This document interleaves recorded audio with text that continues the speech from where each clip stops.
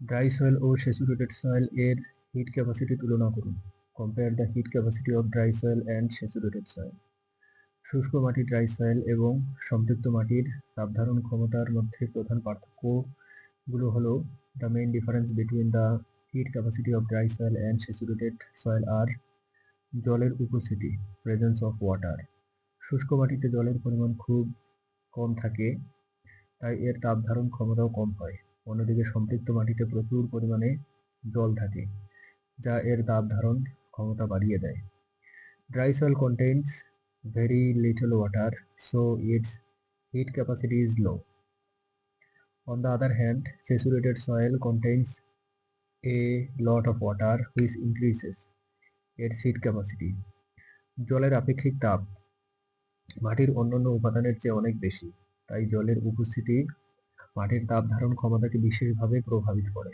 The specific heat of water is much higher than other soil components, so the presence of water significantly affects the soil's heat capacity.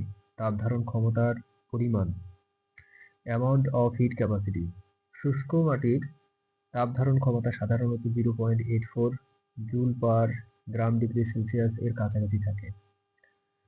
The heat capacity of dry soil is usually around 0.84 joule per gram degree Celsius.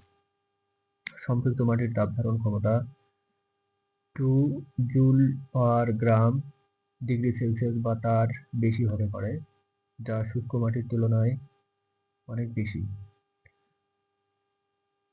The heat capacity of saturated soil can be 2 joule per gram degree Celsius or higher, which is much higher than dry soil.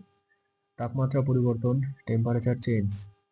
শুষ্ক মাটি দ্রুত গরম এবং ঠান্ডা হয়, কারণ এর তাপ ধারণ ক্ষমতাও কম। এর ফলে দিনের বেলায় মাটি খুব গরম এবং রাতে খুব ঠান্ডা হতে পারে।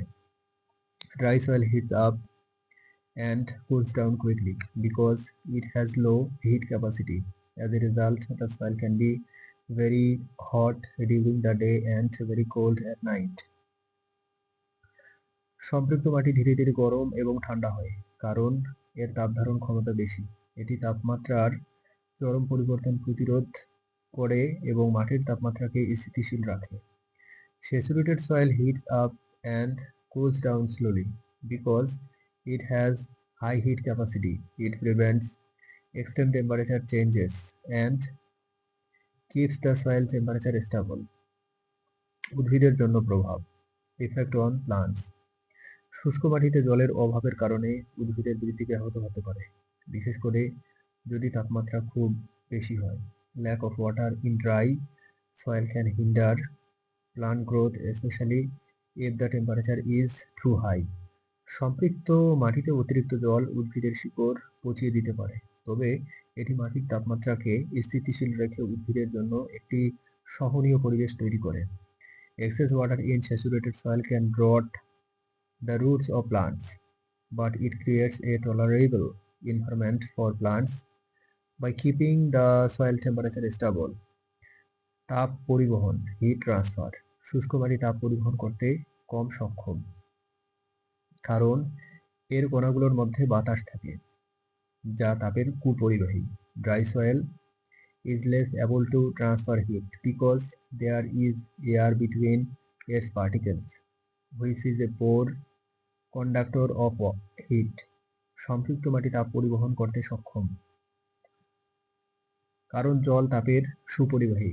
Saturated soil is more able to transfer heat because water is good conductor of heat.